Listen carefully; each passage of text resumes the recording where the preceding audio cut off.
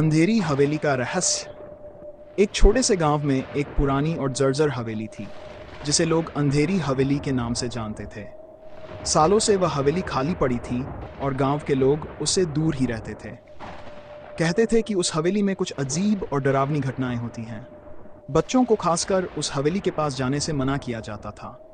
विजय एक युवा और उत्सुक पत्रकार था जो शहर से गांव में अपनी दादी से मिलने आया। उसे पुरानी कहानियों और रहस्यमयी स्थानों के बारे में लिखना बहुत पसंद था। जब उसे अंधेरी हवेली के बारे में पता चला तो उसकी जिज्ञासा बढ़ गई। उसने गांव के बुजुर्गों से हवेली के बारे में पूछताछ की, लेकिन कोई भी ज्यादा जानकारी देने को तैयार नहीं था। बस इतना ही कहते थे, वहां मत जाओ बेटा, वह जगह अशुभ है। लेकिन विजय की जिज्ञासा शांत नहीं हुई।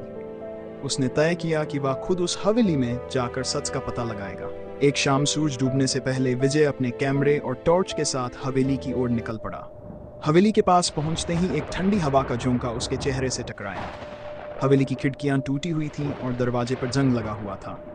आसपास का माहौल सन्नाटा भरा था, जैसे कि प्रकृति भी उस जगह से दूर रहना चाहती। विजय ने हिम्मत जुटाई और दरवाजे को धक्का देकर अंदर प्रवेश किया। अंदर का नजारा और भी भयानक था। दीवारों पर पुराने चित्र लगे थे जिनमें लोगों के धुंधले चेहरे दिख रहे थे। फर्श पर धूल की मोटी परत जमी हुई थी और हर कदम पर फर्श चीखता हुआ लगता था। विजय ने टॉर्च चलाकर चारों तरफ देखा और तस्वीरें लेने लगा। जैसे जैसे वह आगे बढ़ता गया उसे अजीब अजीब आवाजें सुनाई देने लगी, कभी किसी के हंसने की आवाज तो कभी रोने की। विजय ने सोचा कि यह उसका भ्रम होगा और वह अपने काम में लगा रहा, लेकिन अचानक उसे अपने पीछे किसी के कदमों की आहट सुनाई दी। उसने तुरंत मुड़कर देखा, लेकिन वहां कोई नहीं था। विजय का दिल तेजी से धड़कने लगा, लेकिन उसने खुद को संभाला और आगे बढ़ा। वह हवेली के मुख्य हॉल में पहुंचा, जहां एक बड़ा सा झूमर लटका हुआ था। झूमर हिल रहा था, जैसे कि अभी अभी किसी ने उसे छुआ हो।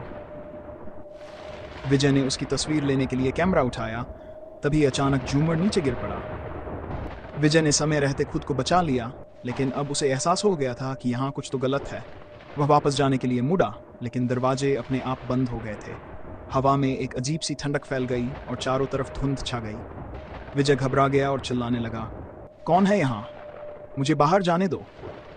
तभी एक धीमी सी आवाज गूंजी, तुमने हमारे आराम में खलल डाला है, अब तुम यहाँ से नहीं जा सकते। विजय ने चारों ओर देखा, लेकिन उसे कोई नहीं दिखा। वह डर के मारे कांपने लगा।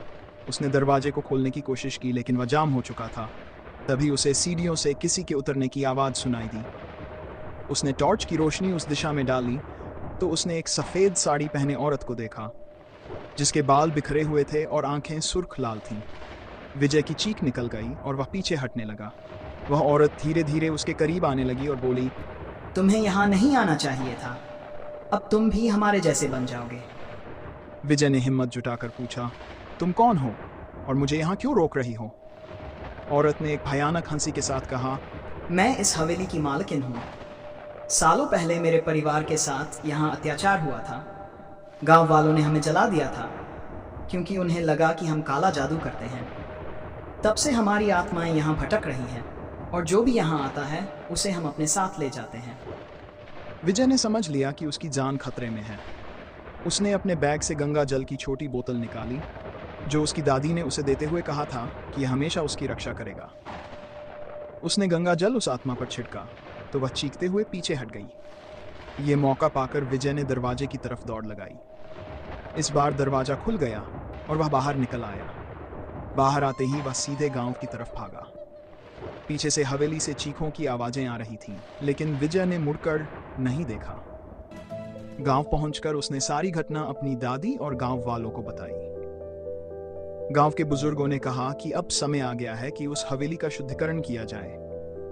अगले दिन गांव के पंडित और लोग मिलकर हवेली गए और वहां हवन किया, मंत्रों का जाप किया और आत्माओं की शांति के लिए प्रार्थना की। कुछ दिनों बाद हवेली में अजीब घटनाएं बंद हो गईं। विजय ने इस घटना पर एक लेख लिखा जो बहुत मशहूर हुआ। उसने सीखा कि कुछ रहस्य छिपे रहने ही बेहतर होते हैं, लेकिन सही समय पर सही कदम उठाने से बुराई पर जीत हासिल